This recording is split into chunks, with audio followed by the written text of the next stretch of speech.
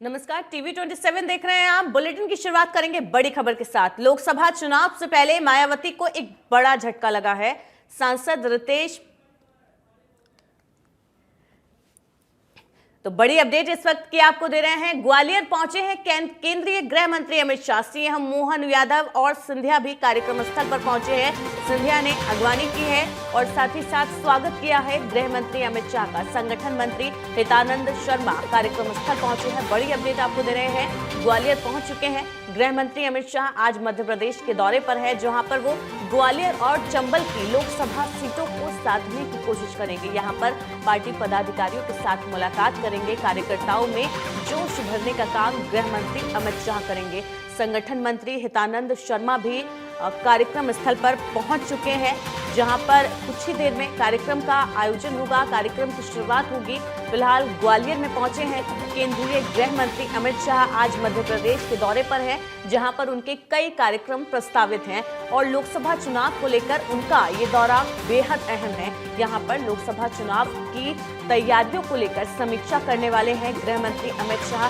मुख्यमंत्री के साथ भी उनकी बातचीत होगी और साथ ही साथ बीजेपी के कई पदाधिकारियों के साथ, कार्यकर्ताओं के साथ, संगठन के पदाधिकारियों के साथ उनकी मुलाकात और बैठक प्रस्तावित है, जहां पर वो लोकसभा चुनाव की तैयारियों को लेकर समीक्षा करेंगे और कार्यकर्ताओं को जीत का मंत्र देंगे और उन्हें बताएंगे कि जमीनी स्तर पर किस तरीके से लोकसभा चुनाव में उतरा जाए और कौन कौन से जमीनी मुद्दे जनता के बीच उठाए जाएं, ताकि लोकसभा चुनाव में ग्वालियर और चंबल की जो लोकसभा सीटें हैं उन पर भारतीय जनता पार्टी को मजबूती मिल सके। क्योंकि पिछले जो विधानसभा चुनाव अभी बीते हैं उनमें बहुत ज्यादा फायदा होता हुआ भारतीय जनता पार्टी को नहीं दिखाई दिया। भले ही बीजेपी ने जीत हासिल की है, लेकिन बावजूद इसके लोकसभा की सभी सीटों पर बीजेपी अपना कब्जा जमाना चाहती है और इसी मकसद से तमाम बड़े केंद्रीय मंत्री मध्य प्रदेश के दौरे पर आ रहे हैं, जहां पर वो पार्टी की लोकसभा चुनाव की तैयारियों की समीक्षा कर रहे हैं। प्रदेश सरकार की सभी तैयारियों की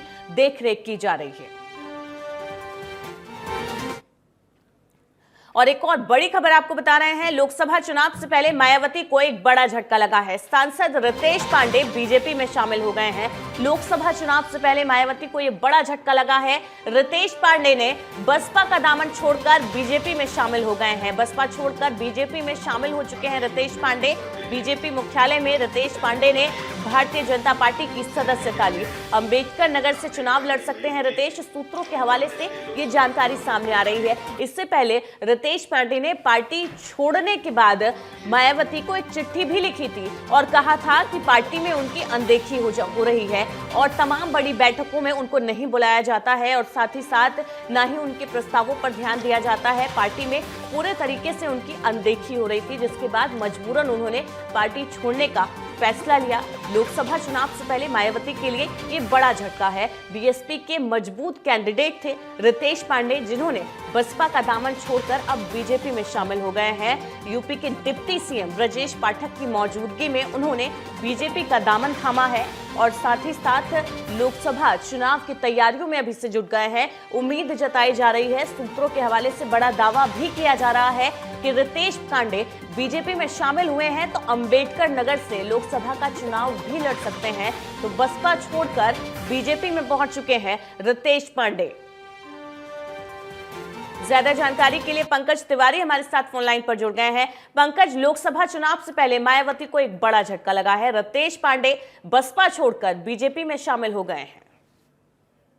देखिए, बिल्कुल बता दें कि आपको रितेश पांडे ने आज सुबह त्यागपत्र अपना जो दिया वो वायरल हुआ और उससे कुछ देर बाद जो है कि वो बीजेपी का दामन पकड़ लिए, बीजेपी परिवार में शामिल हो गए। जो त्यागपत्र में उन्होंने लेटर लिखा था उसमें बसपा सुप्रीमो मायावती के नाम पत्र लिखा था, बताया कि कैसे वो बसपा में आए, बसपा के जो है कि टिकट पे वो चुनाव लड़े और जनता की सेवा भी की। लेकिन कुछ दिनों पहले से जो वो लगातार बसपा के शीर्ष नेतृत्व से मिलने की कोशिश कर रहे थे, संपर्क करने की कोशिश कर रहे थे, लेकिन वो लोग उनका ना तो फोन उठाते थे, ना फिर किसी बड़े इवेंट में, बड़े आयोजन में, संगठन के बड़े कार्यक्रम में उनको बुलाया भी नहीं जाता था, उनसे कुछ पूछा नहीं जाता था और उनकी सुनी भी नहीं जाती थी। एक तरह से देखा जाए तो उनके कहने का कुल मतलब था कि वो अपनी ही पार्टी में उपेक्षा के शिकार हो गए थे और इसको लेकर के उन्होंने बीजेपी का दामन पकड़ा। बीजेपी में शामिल होने के बाद उन्होंने जो बातें कही कि प्रधानमंत्री की जो योजनाएं हैं कैसे लोगों को प्रभावित कर रही है और बीजेपी की आइडियोलॉजी जो है, पीएम मोदी की जो आइडियोलॉजी है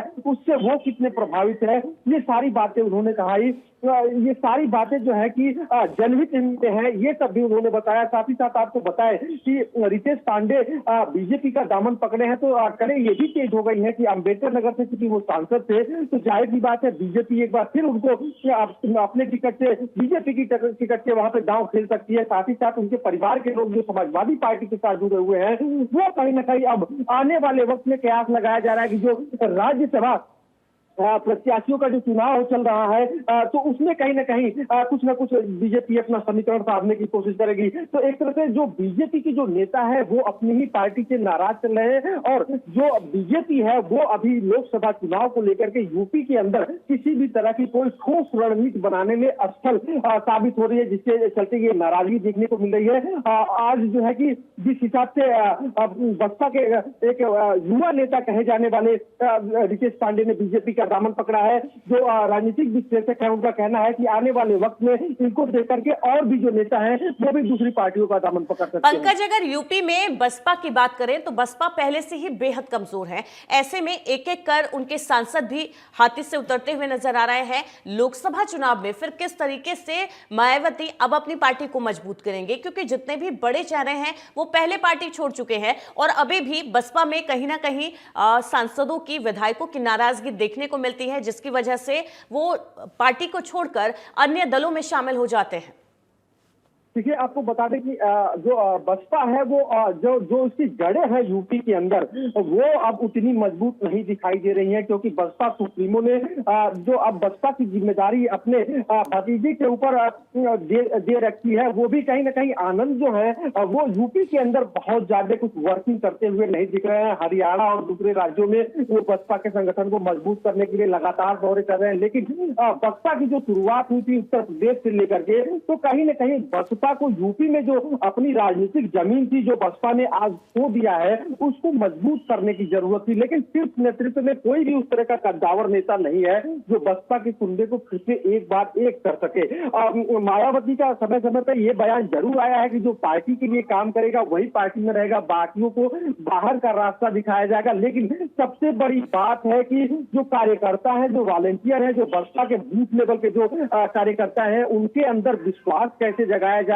और वो जोश और वो पुरानी ऊर्जा कैसे लाई जाए जिसके दम से कभी बसपा पूरे उत्तर प्रदेश में शासन करती थी। तो वो राजनीतिक पृष्ठभूमि और वो जमीन बसपा की खोती हुई जा रही है, लेकिन जो बड़े नेता है वो पार्टी के संगठन को मजबूत करने में नहीं दिख रहे हैं। लिहाजा ये नौबत आ रही है कि जो उनके जो वर्तमान जो सांसद हैं वो कहीं ना कहीं अपना भविष्य तलाश रहे हैं कि आने वाले 2024 लोकसभा चुनाव में वो किस पार्टी के साथ रहे जो जीत सके और जो है कि उनका फ्यूचर, उनका पॉलिटिकल करियर जो है वो आगे बढ़ सके। तो कहीं ना कहीं जो बसपा के नेता है वो अपने अस्तित्व संकट को देखते हुए दूसरे पार्टी का दामन पकड़ रहे हैं। बसपा को एक ठोस आइडियोलॉजी बनानी पड़ेगी इसको रोकने के लिए, और साथ ही साथ सबके अंदर विश्वास भी डालना पड़ेगा, जो अब ये पार्टी के ऊपर डिपेंड करता है कि वो रणनीति। बिल्कुल पंकज, लोकसभा चुनाव से पहले बीएसपी के लिए ये बड़ी चुनौती है, लेकिन अगर हम भारतीय जनता पार्टी की बात करें तो बीजेपी एक्शन मोड में है और तमाम अन्य दलों से जो भी नेता, सांसद, मंत्री आ रहे हैं उनका खुले दिल से स्वागत किया जा रहा है और उनको पार्टी में वही सम्मान भी दिया जा रहा है जिसको वो हकदार है या जिसकी चाहत लेकर वो पार्टी में आए हैं। अगर सांसद रितेश पांडे की बात की जाए तो अंबेडकर नगर से चुनाव लड़ सकते हैं, सूत्रों के हवाले से दावा किया जा रहा है, लेकिन क्या इससे बीजेपी फायदे में है और बीजेपी के लिए वो कितने फायदेमंद साबित होंगे लोकसभा चुनावों को देखते हुए? देखिए, जाहिर सी बात है कि जब बीजेपी की जो विरोधी पार्टियां हैं वो जब कमजोर होंगी, सीधा फायदा बीजेपी को ही मिलेगा। अंबेडकर नगर जहां कभी बसपा का कब्जा था, वो कहीं ना कहीं अब रितेश पांडे के बीजेपी में आ जाने से एक तरह से देखा जाए तो अंबेडकर नगर पे बीजेपी की पकड़ मजबूत हो गई है। साथ ही साथ जो रितेश पांडे के जो फैमिली के लोग, जो बाकी जो नेता है जो समाजवादी पार्टी, समाजवादी कुंभ में है, जाहिर सी बात है कि वो भी कहीं ना कहीं बीजेपी का दामन पकड़ सकते हैं। ऐसे में बसपा भी कमजोर हुई और समाजवादी पार्टी भी कमजोर हुई। जब दोनों पार्टियां कमजोर होंगी तो सीधा फायदा बीजेपी को होगा। दूसरी बड़ी बात यह है कि बीजेपी का दामन जो भी नेता पकड़ता है उसे कौन सा पद दिया जाएगा और क्या कुछ उसे करना होगा, ये सीधा सीधा पार्टी तय करती है। क्योंकि पिछले दिनों जिस हिसाब से 5 राज्यों में विधानसभा चुनाव हुए और जिस हिसाब से मुख्यमंत्रियों को बैठाया गया कुर्सी पे, वो खुद भी नहीं सोच पा रहे थे कि वो मुख्यमंत्री बनेंगे। तो बीजेपी कब किसको क्या बनाएगी ये उसका वॉलंटियर नहीं जानता है। और बीजेपी के हर कार्यकर्ता को आज कहीं ना कहीं ये विश्वास है और ये उम्मीद दिख रही है कि पार्टी उनके लिए बेहतर करेगी। लिहाजा बीजेपी के ही साथ सभी लोग जुड़ना इस समय पसंद कर रहे हैं। लेकिन सबसे बड़ी बात है कि ये डैमेज कैसे कंट्रोल करेगी बसपा, और आने वाले वक्त में जो डैमेज होगा समाजवादी पार्टी का, समाजवादी पार्टी कैसे कंट्रोल करेगी, ये देखने वाली बात होगी। पंकज, बसपा से रितेश पांडे भले ही पार्टी से अलग हो गए हैं, लेकिन रितेश पांडे के अलावा 3 और नाम शामिल थे जिनको लेकर पार्टी में नाराजगी चल रही थी और अटकलें लगाई जा रही थी कि वो भी जल्द मायावती का साथ छोड़कर अन्य दलों में शामिल हो सकते हैं। उन नामों पर अब तक कोई मोहर लग पाई है या उनके नाम सामने आए हैं?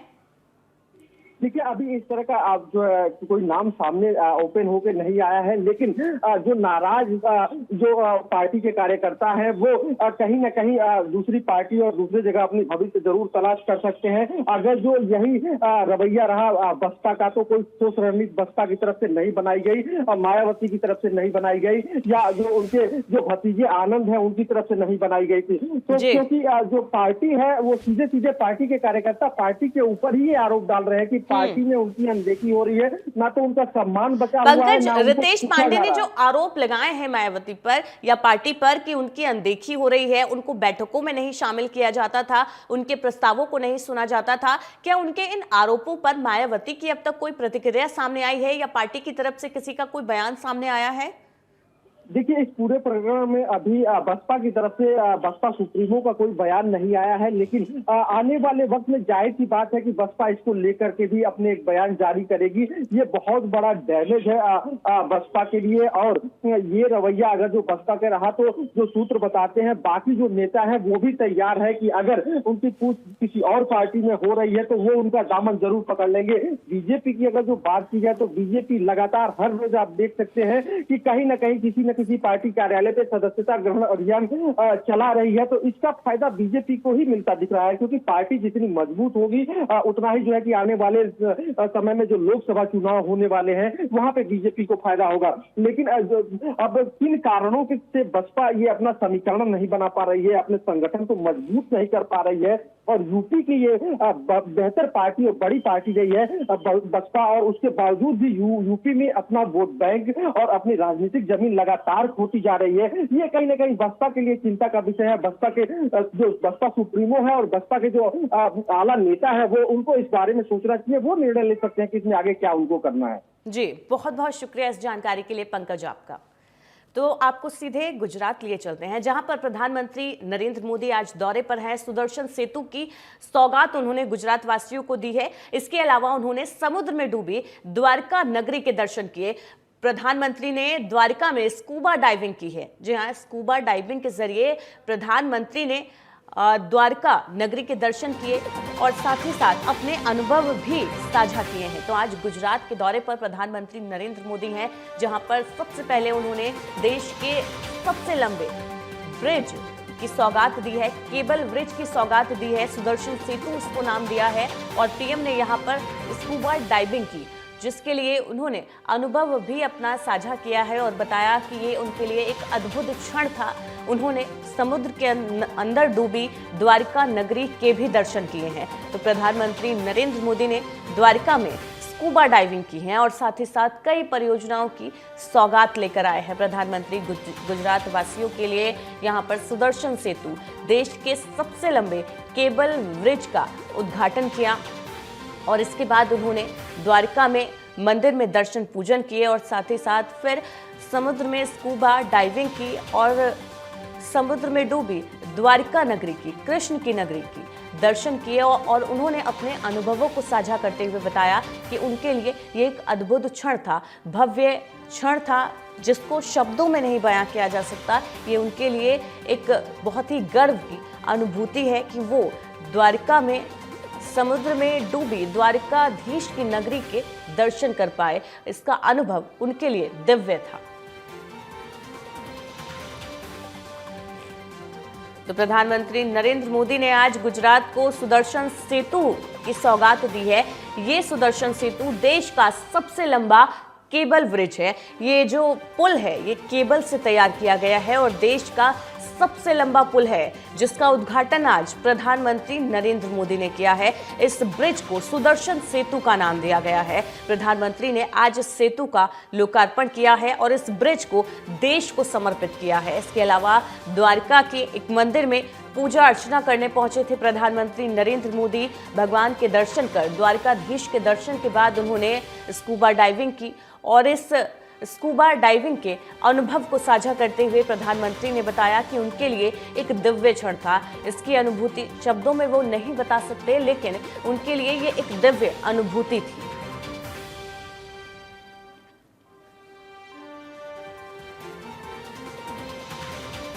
ज्यादा जानकारी के लिए पंकज वानखेड़े हमारे साथ हमारे संवाददाता फोन लाइन पर जुड़ गए हैं। पंकज, आज गुजरात वासियों को प्रधानमंत्री नरेंद्र मोदी ने बड़ी सौगात दी है। देश के सबसे लंबे केबल ब्रिज का उद्घाटन किया है। बिल्कुल, बेशक पूजा, देखिए प्रधानमंत्री नरेंद्र मोदी अपने गृह राज्य गुजरात में आज पहुंचे थे और वहां पे एक बड़ी और खास सौगात दी गई है। प्रधानमंत्री मोदी ने आज गुजरात में एक ओखा मुख्य भूमि और बेट द्वारका को जोड़ने वाले लगभग करीबन 2.5 किलोमीटर लंबे देश का सबसे लंबे केबल आधारित पुल सुदर्शन सेतु का उद्घाटन किया है। इसके पहले अगर देखा जाए तो सबसे लंबे ब्रिज के तौर पर सिग्नेचर ब्रिज को जाना जाता था, लेकिन अब इस पुल का नाम बदलकर सुदर्शन सेतु कर दिया गया है और ये सुदर्शन ब्रिज के तौर पे जाना जाएगा। सबसे महत्वपूर्ण यह है कि प्रधानमंत्री मोदी आज अपने गृह राज्य पहुंचे थे और वहां पे कई सौगात दी है। ठीक है पंकज, बहुत बहुत शुक्रिया इस जानकारी के लिए आपको।